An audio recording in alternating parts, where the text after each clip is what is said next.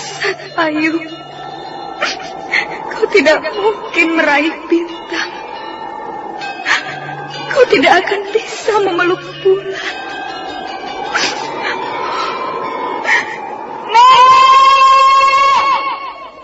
Nana Raba Runting! Ayu! Ayu!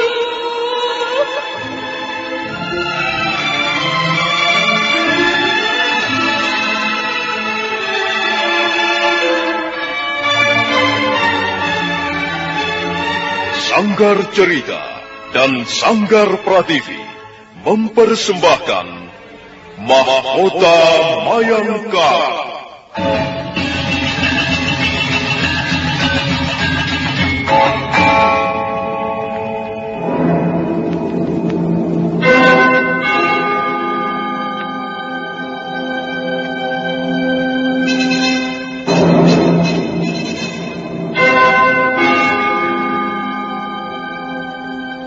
Cerita ini lanjutan dari Tutur Tinular.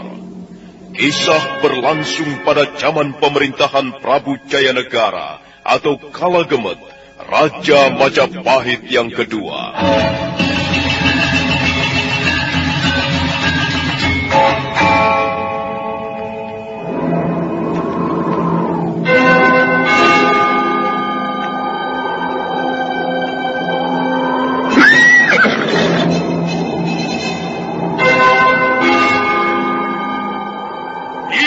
Lagi Raja Majapahit, akulah raja, akulah yang berkuasa. Ayo, obrak-abrik desa Ganding, tangkap Jayanegara, tangkap Jayanegara.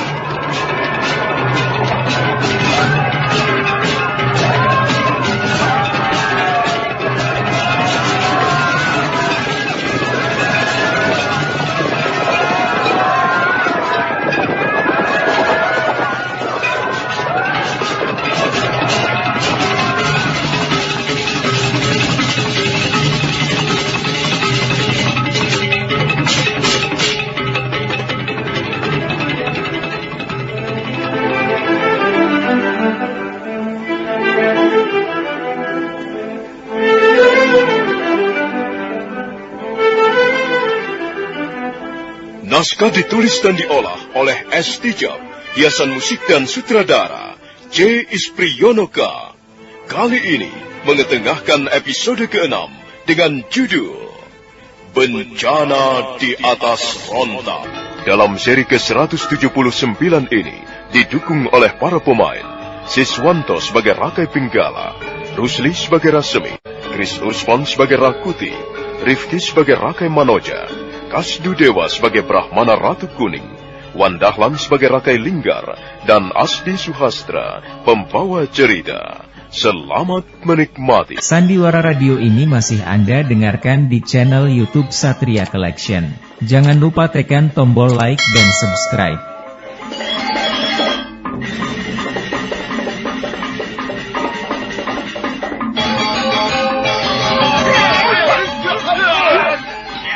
Terjadilah perkelahian berdarah di tepi hutan tarik.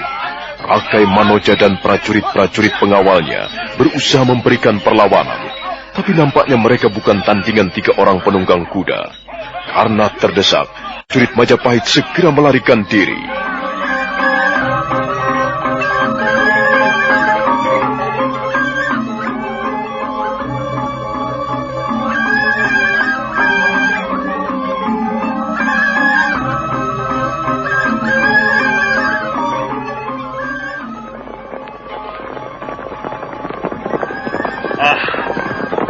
Mereka melarikan diri, Rasmi. Berapa orang di antara mereka? Mereka bukan sasaran kita, Rakai Pinggala. Yang penting sekarang kita harus dapat membereskan Rakai Manoja. Nampaknya dia berlari ke tengah hutan. Kuti mencabut tombak Patmayoni. Mata tombak berkilat-kilat tertimpa cahaya bulan. Selanjutnya Rakuti melompat ke arah pohon-pohon yang gelap.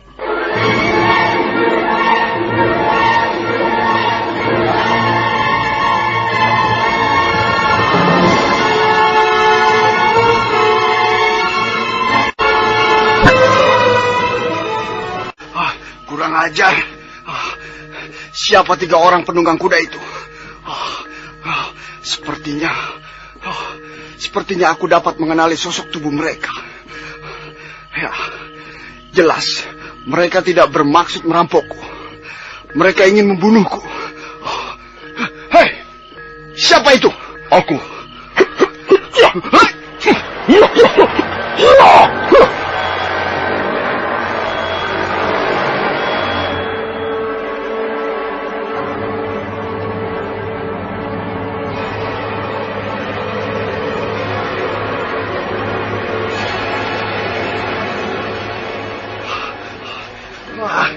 Jahanam.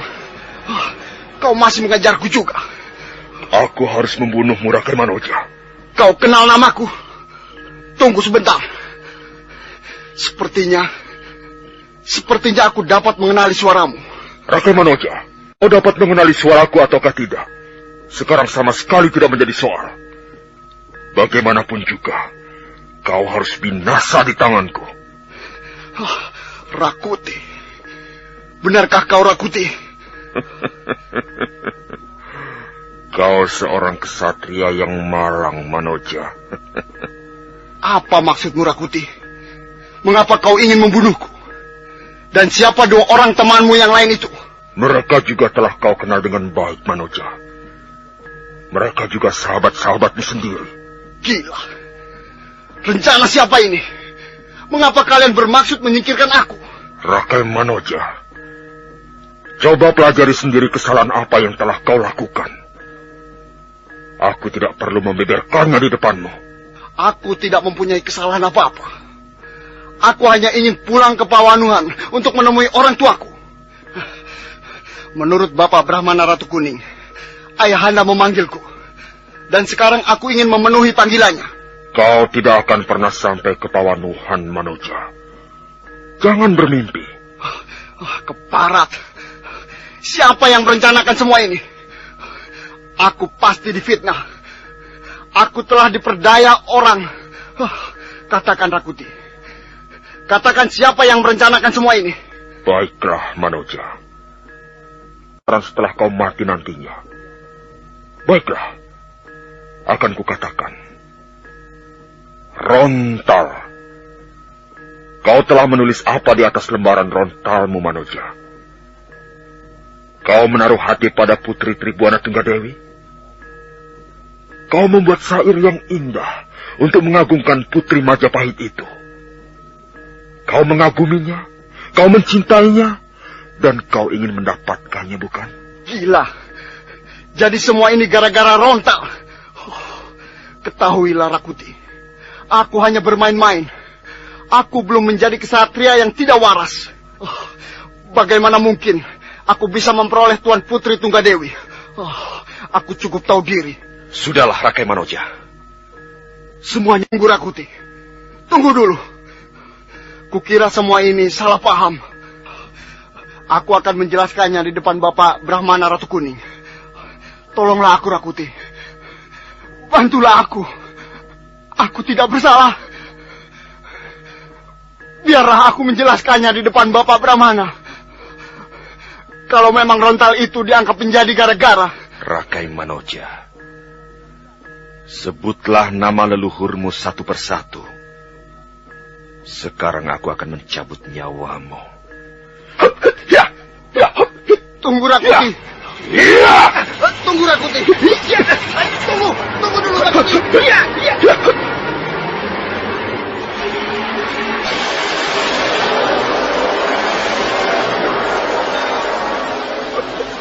Akhirnya mereka berkelahi dengan seru. Mereka berkelahi dalam hutan di bawah taram temaram cahaya bulan. Mata tombak Padmayoni berkilat-kilat, dan sekali waktu berbenturan dengan pedang pendek milik Rakai Manoja. Setelah 20 jurus berlalu, akhirnya Rakuti dapat menekan Rakai Manoja. Kesatria Pawanuhan itu menjadi gugup, dan dia bermaksud melarikan diri. Tapi Rakuti sudah bersiap-siap. Tangan kanannya terangkat tinggi ke udara, dan aji lebur sekedi menghantam dada Rakai Manoja.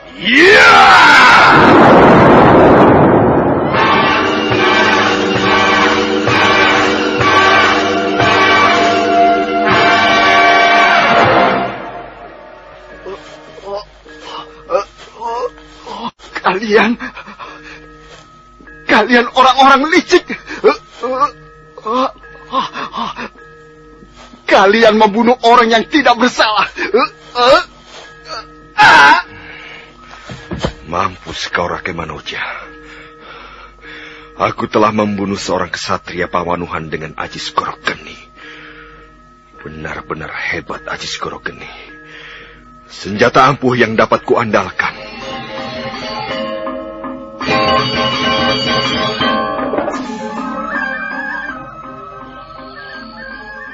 Bagaimana Rakuti? Kau sudah berhasil membereskannya? Kau dapat melihat mayatnya terkapar di rumpun belukar, Pinggala. Di sana, di tengah-tengah hutan sana. Hah, bagus kalau begitu. Sekarang... Tunggu, Rakai Pinggala. Ada sesuatu yang perlu kalian ketahui. Apa itu? Pada saat aku bertarung dengan Rakai Manoja, dia sempat menyebut-nyebut Rakai Linggar. Rakai Linggar adalah sahabat karibnya. Apa yang dikatakannya mengenai Rakai Linggar? Dia mengatakan bahwa bukan hanya dia yang sering menulis syair seperti itu, tapi juga Rakai Linggar. Nampaknya Rakai Linggar mencintai putri. Dua yang tidak tahu diri, tidak tahu malu. Apa yang dapat mereka bangga-banggakan, sehingga mereka berani mencintai putri-putri Majapahit? Sudahlah. Lebih baik kita segera menghadap Bapak Brahmana Ratu Kuning. Kita bisa menceritakan apa yang telah dikatakan Rakai Manoja. Maksudku tentang Rakai Linggar. Ayo Pinggala, Rakuti, kita kembali ke Bukit Pangi. Kukira nasib Rakai Linggar akan seperti Rakai Manoja. Hidup!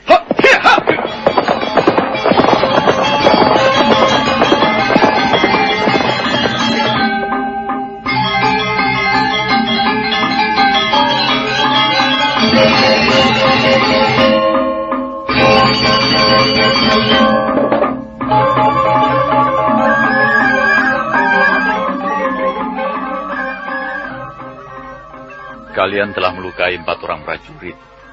Mereka sudah melaporkannya kepadaku. Saya berhasil melukai 2 orang prajurit Bapak Brahmana. Mereka akan segera bercerita kepada orang-orang tentang apa yang terjadi atas diri Rakai Manoja. Biarlah cerita itu tersiar kemana-mana, sehingga pekerjaan rahasia ini akan menjadi rahasia selama-lamanya. Maaf, Bapak Brahmana. Pada saat Rakuti bertarung melawan Rakai Manoja, dia mendengar Rakai Manoja menyebut-nyebut Rakai Linggar. Katanya Rakai Linggar juga sering menulis syair seperti itu. Kalau Rakai Manoja menulis syair ditujukan untuk Putri Tunggadewi, maka Rakai Linggar menulis syair ditujukan untuk Putri Raja Dewi. Rupanya begitu. Baiklah, kalian tenang-tenang saja. Tugas yang kedua akan segera menyusul. Sekarang sasarannya Rakai Linggar. Nah, kalian boleh istirahat. Tolong panggil Rakai Linggar kemari. Baik, Bapak Brahmana.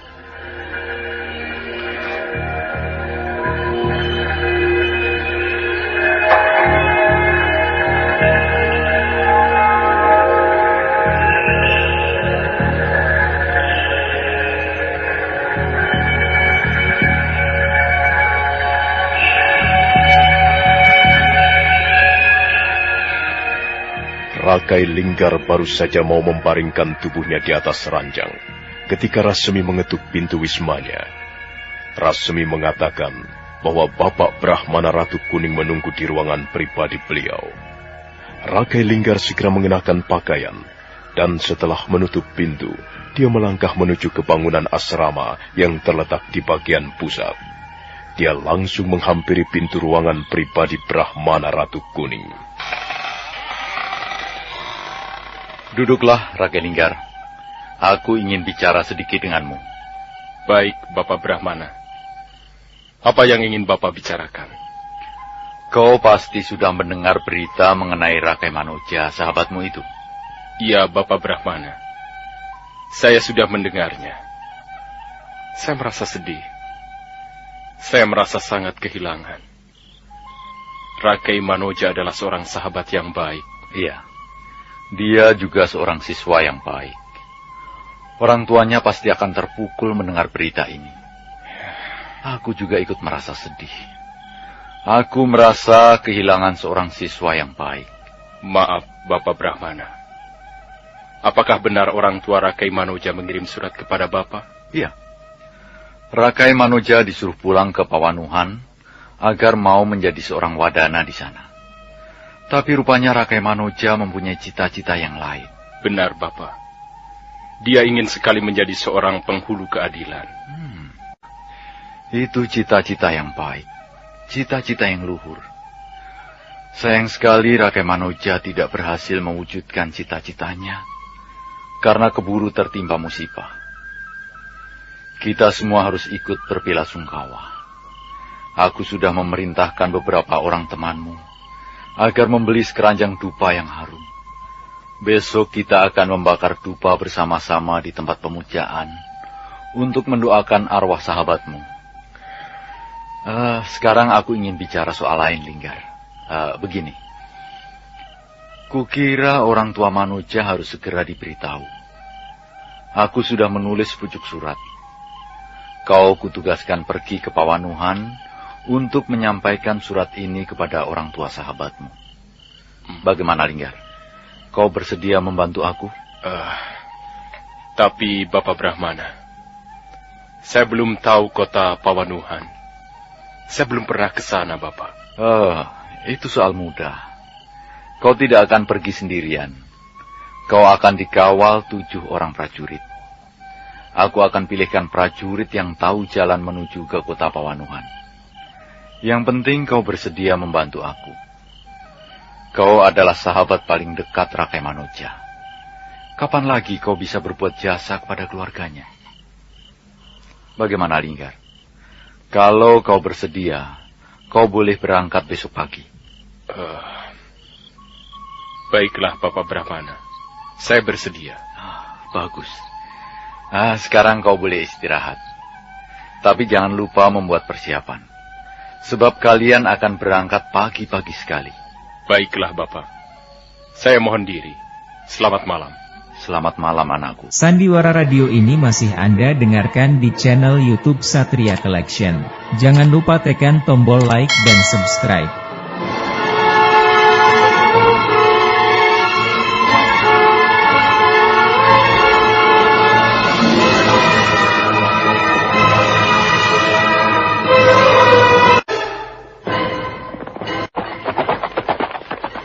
Kali ini Rakai Linggar berangkat meninggalkan asrama pusat pendidikan calon tanda dengan dikawal 7 orang prajurit.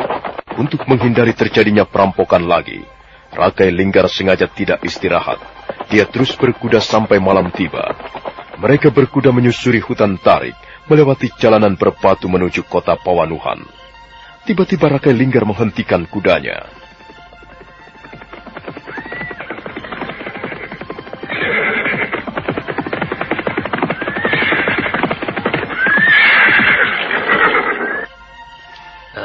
Mengapa berhenti, Tuan Linggar? Katanya Tuan tidak akan istirahat. Takut nanti diganggu perampok jalanan lagi. Diamlah, prajurit. Jangan ganggu aku. Aku tidak bermaksud istirahat. Aku hanya ingin membaca surat ini. Kalian tunggu saja. Rakai Linggar mengeluarkan sebuah gulungan rontal, kemudian perlahan-lahan membukanya. Dalam temaram cahaya bulan, dia masih bisa melihat aksara-aksara yang ditulis Brahmana Ratu Kuning ditujukan kepada orang tua Rakai Manoja di Pawanuhan. Saya terpaksa menyampaikan berita musibah ini kepada Tuan sekeluarga. Rakai Manoja bermaksud pergi ke Pawanuhan karena khawatir akan keselamatannya di jalan. Saya telah menyuruh 7 orang prajurit Majapahit mengawalnya. Tapi sayang sekali, akhirnya musibah itu terpaksa juga dialami putra Tuan. Di tengah jalan mereka dirampok. Ada beberapa orang prajurit terluka, dan putra Tuan, Rakai Manoja, tewas. Kami sangat sedih mendengar berita ini. Rakai Manoja adalah seorang siswa yang berbakat. Kami merasa sangat kehilangan. Mudah-mudahan Tuan sekeluarga diberi kekuatan untuk menerima percobaan yang sangat berat ini. Salam dari Asrama Pusat Pendidikan Calon Tanda, Brahmana Ratu Kuning.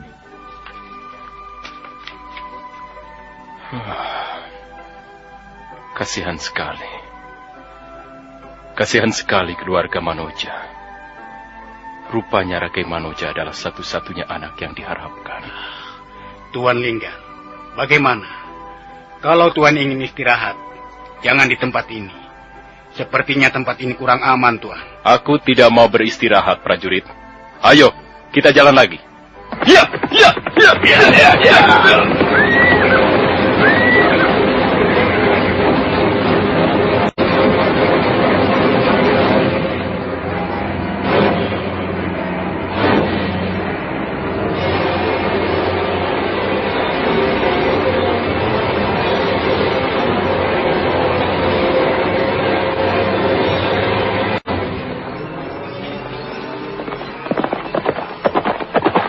Rakai Linggar kembali menggebrak kudanya, dan binatang itu lari bagaikan terbang di atas permukaan tanah.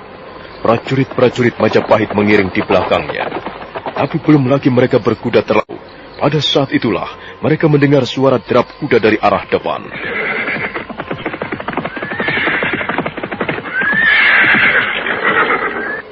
Hai, pinggirlah kalian. Jangan menghadang di jalan. Kami mau lewat. Jangan mencari gara-gara dengan prajurit-prajurit Majapahit. Ayo cepat, pinggir. Tenanglah prajurit. Biar aku yang bicara dengan mereka.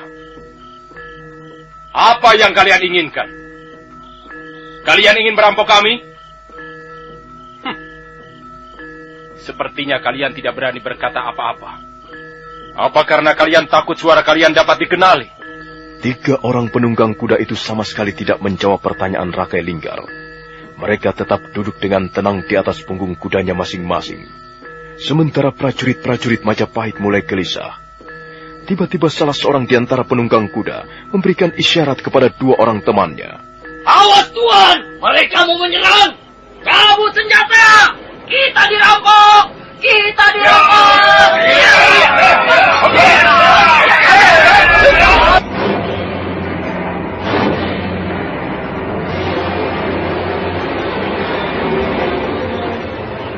Tiga orang langsung melompat dari punggung kudanya masing-masing. Prajurit Majapahit berusaha mengadakan perlawanan. Terjadilah perkelahian sengit. 2 orang prajurit Majapahit terluka di bagian lengannya. Keadaan mereka semakin lama semakin terdesak. Akhirnya mereka semua melompat ke punggung kudanya masing-masing. Tempat ini, ayo cepat lari!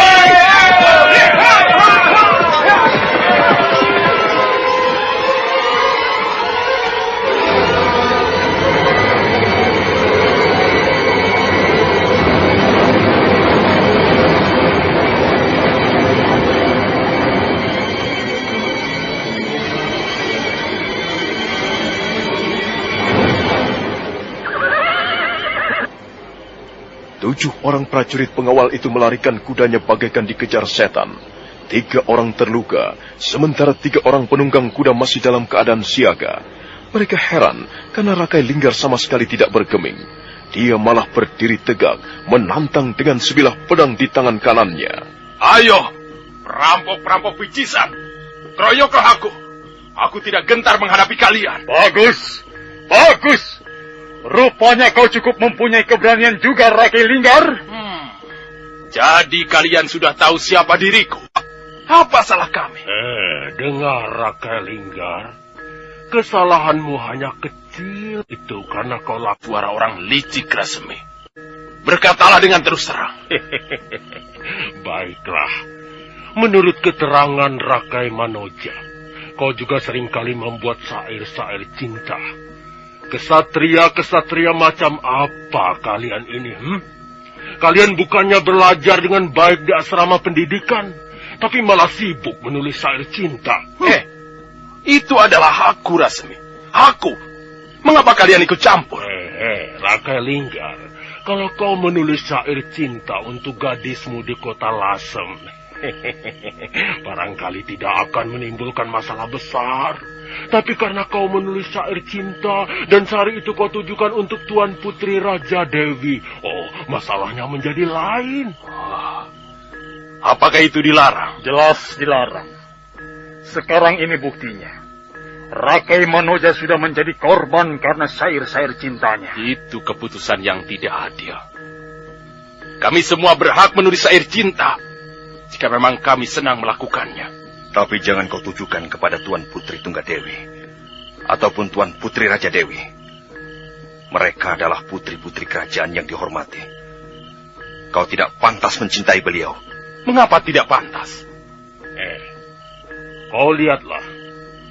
Seharusnya Rakai Linggar berkaca di depan cermin yang bersih. Dia benar-benar kesatria yang tidak tahu diri. Itulah sebabnya dia harus binasa malam ini. Kukira semua orang berhak memuja-muja Tuan Putri Tunggadewi ataupun Raja Dewi. Mereka adalah Sekar Kedaton. Banyak kesatria yang menggandrungi mereka. Dan bukan hanya kami berdua. Kalian ini mengapa menjadi orang-orang picik? Kalian sedang meributkan urusan orang lain. Sudahlah. Jangan banyak bicara. Kami tidak mempunyai banyak waktu. Baiklah. Aku tidak akan melarikan diri. Sekalipun aku harus menghadapi kalian bertiga, aku tidak akan gentar. Jika aku harus mati seperti Rakai Manoja, aku akan mati tanpa dosa. Ayolah, majulah kalian. Tangkaplah Rakai Linggar. Bunuhlah aku. Rasemi, Rakai Pinggala, serahkan orang ini padaku. Majulah kalian bersama-sama. Keroyoklah aku. Rupanya kau sudah sekarat, Rakai Linggar.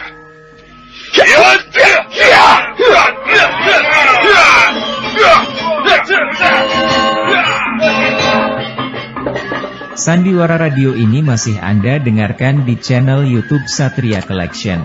Jangan lupa tekan tombol like dan subscribe.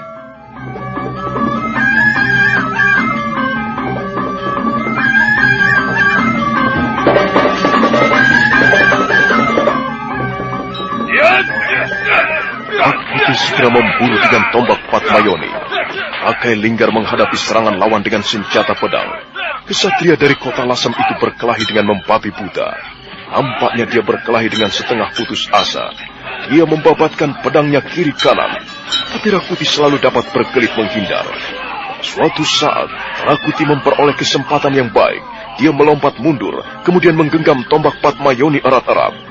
Pada saat Rakai Linggar menerjang ke depan, tombak Patmayoni melayang deras dan menancap di dada Rakai Linggar.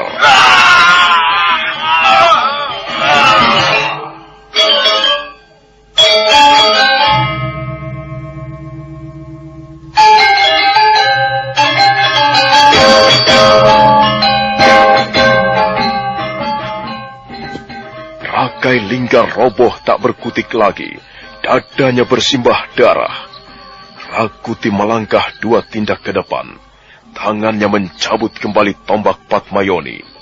Darah yang mengotori mata tombak diusapkan ke pakaiannya. Kemudian Rakuti mendengus perlahan. Dia sudah mampus. Lihatlah, aku sudah membunuhnya. Kau hebat, Rakuti. Kau berhasil merobohkan orang itu dalam beberapa jurus. Rakuti memang hebat. Dia mempunyai ilmu kanuragan yang cukup tinggi. Aku dapat menghadapi sekaligus 10 orang seperti Rakai Linggar ini. Sudahlah, Rakuti. Jangan menyombongkan diri. Yang penting kita sudah dapat menyelesaikan tugas dengan baik. Sekarang mari kita kembali ke asrama pendidikan. Kita laporkan hasil pekerjaan kita pada Bapak Brahmana. Ayo, Rakai Pinggala.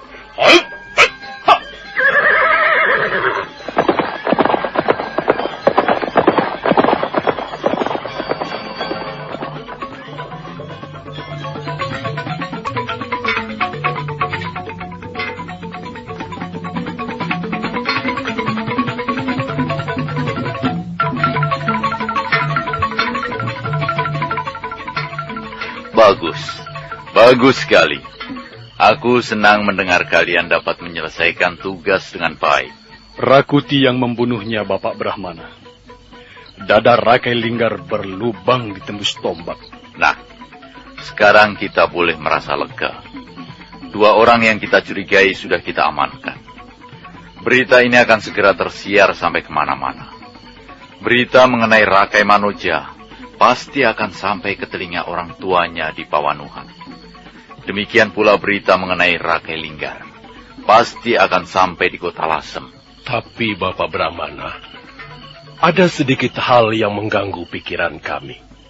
Sebelum bertarung, Rakai Linggar sempat berkata bahwa bukan hanya mereka yang seringkali membuat syair mengenai Tuan Putri Raja Dewi dan Tuan Putri Tunggadewi. Benar Bapak Brahmana. Kami sebenarnya ragu-ragu. Jangan-jangan kami telah keliru membunuh orang. Kalian tidak usah ragu-ragu. Tidak usah cemas. Biarlah aku akan melaporkan hal ini kepada Gusti Ramapati. Kalian tunggu saja penjelasan dariku.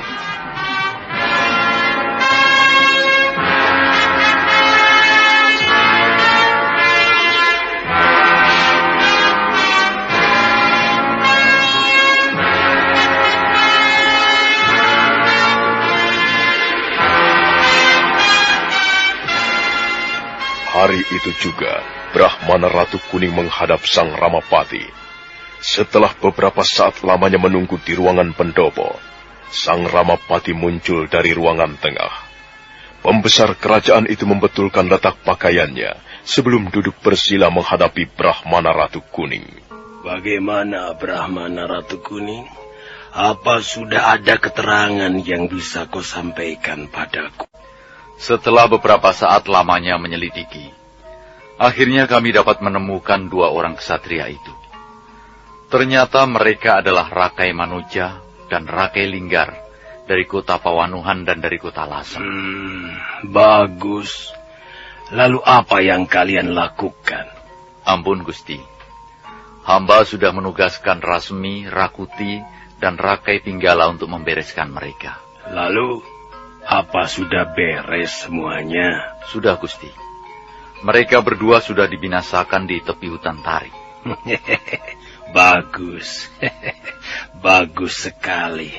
Memang seharusnya begitu. Jangan semuanya menunggu perintahku. Kalian bisa mengambil tindakan apa saja kalau memang diperlukan. Tapi Gusti, ada sedikit masalah yang mengganggu pikiran kami. Apa itu? Cepat katakan. Rakai Linggar sebelum tewas sempat mengatakan sesuatu.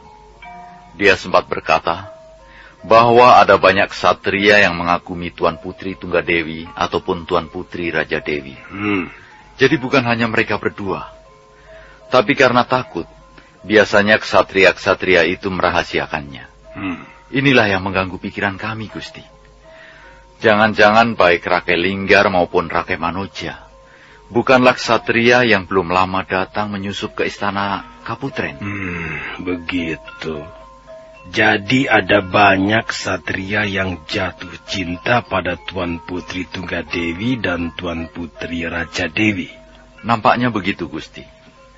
Kami sekarang menjadi repot karena ada banyak ksatria yang belajar di asrama pendidikan calon tanda. Tapi setidak-tidaknya kalian sudah menyingkirkan dua orang ksatria yang dicurigai.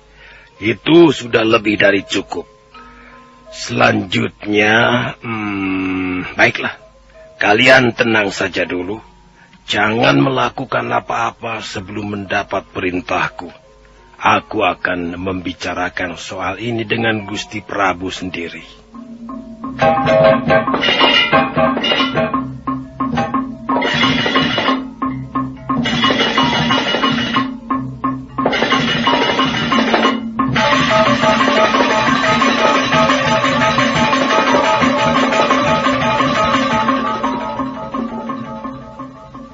Demikianlah laporan hamba, Gusti Prabu. Ternyata ada banyak ksatria yang mengagumi Tuan Putri Tunggadewi maupun Tuan Putri Raja Dewi. Dan ksatria-ksatria itu sedang belajar di asrama pusat pendidikan calon tanda. Mereka semuanya di bawah asuhan Brahmana Ratu Kuning. Mereka itu dari mana saja, Yang Patih? Ya, dari segala penjuru, Gusti. Dari Pawanuhan, ada yang dari Lasem, ada yang dari Wirabumi, Kahuripan, Wangker Pajang, pokoknya dari berbagai kota. Mereka memang sengaja dikirim ke pusat pendidikan calon tanda untuk belajar. Sekarang kesulitannya di mana, Yang Pati? Ampun, Gusti. Kesulitannya ialah karena kami tidak dapat menemukan 2 orang ksatria yang belum lama menyusup ke istana Kaputren. Jumlah mereka cukup banyak, Gusti. Lebih dari 20 orang. Kami sudah berhasil menyingkirkan 2 orang ksatria yang kami curigai. Tapi ya, kami belum berani bertindak lebih jauh. Gampang saja, Yang Pati. Bunuh saja ksatria-ksatria tidak tahu diri itu. Culik mereka. Dan bunuh mereka di tempat yang tersembunyi. Kurang ajar. Mereka telah berani mencolok mataku. Mereka harus dibinasakan, Yang Pati. Ampun, Gusti. Sekali lagi hamba katakan, jumlah mereka lebih dari 20 orang, Gusti. Apa salahnya? Biar saja. Sekalipun ada 100 orang, semuanya harus dibinasakan. Sebab mereka nantinya hanya akan menjadi momok. Mereka hanya akan mengganggu ketenanganku. Kurang ajar. Yang Pati, bunuh saja mereka. Binasakan mereka. Jangan bertindak tanggung-tanggung. Tak perlu mereka diteliti satu persatu. Sudah kukatakan, Yang Pati. Culik saja. Ambil mereka di tengah malam dan bunuh mereka di tempat-tempat yang tersembunyi. Itulah perintahku, Yang Pati. Laksanakan segera. Baiklah, Gusti Prabu. Karena ini adalah perintah Gusti Prabu sendiri, hamba pasti akan menjalankannya dengan baik. Sekarang hamba mohon diri, Gusti Prabu. Ingat, ya, jangan ada seorang pun ksatria yang tercecer. Bunuh semuanya. Bunuh siswa-siswa pusat pendidikan itu. Kecuali mereka yang berasal dari golongan Weisya. Aku tidak membutuhkan ksatria-ksatria konyol. Eyang Pati, cepat laksanakan, Eyang Pati.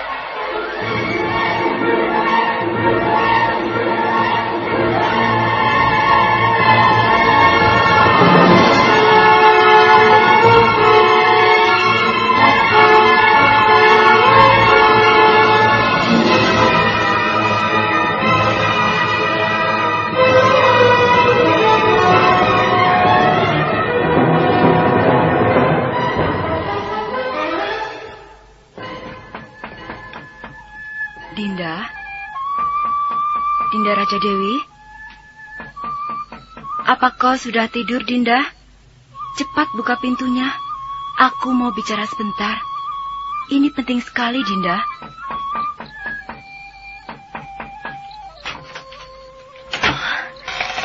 Ada apa, Yunda Tunggadewi? Jangan keras-keras. Mari kita bicara di dalam, Dinda. Putri Tunggadewi segera menarik tangan adiknya. Raja Dewi kelihatan kebingungan. Tapi dia menurut saja ketika kakaknya membawa ke ruangan dalam.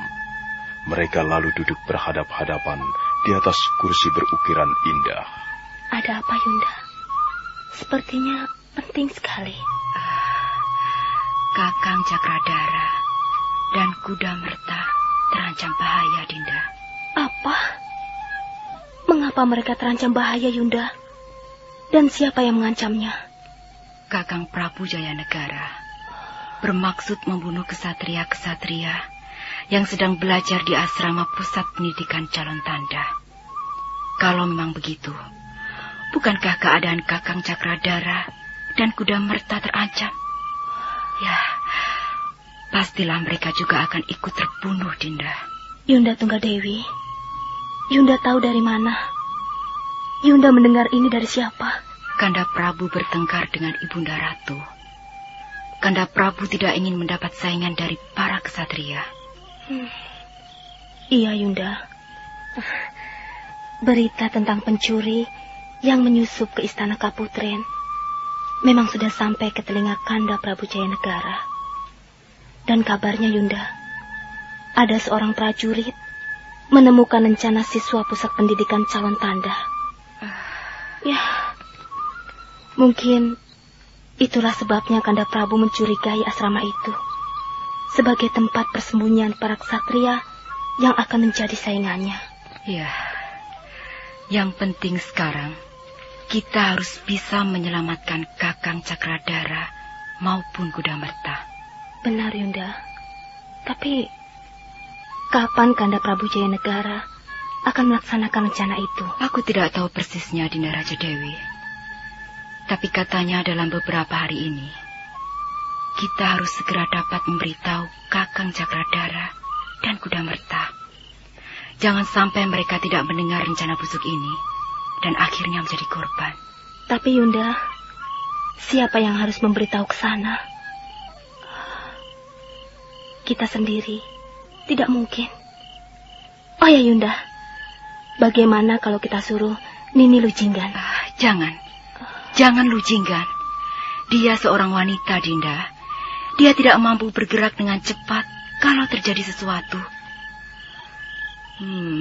Ya, aku tahu, Dinda.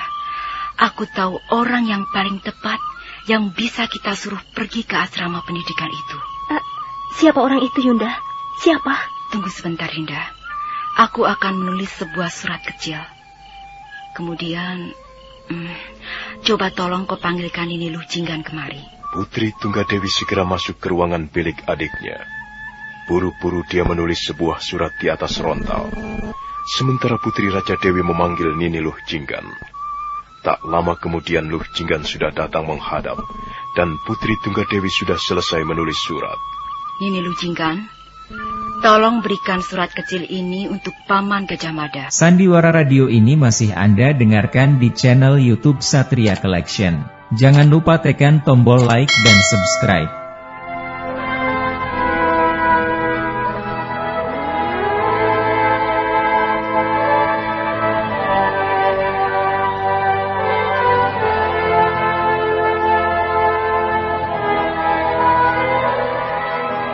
Putri Tunggadewi mengulurkan surat kecil. Nini Lujinggan menerimanya, kemudian menyelipkannya di balik lipatan pakaiannya. Nah, saudara pendengar, bagaimanakah kisah selanjutnya? Silakan menunggu seri berikutnya dalam episode ke-7 yang akan datang dengan judul Tegak Bagaikan Dinding Karang. Sampai jumpa.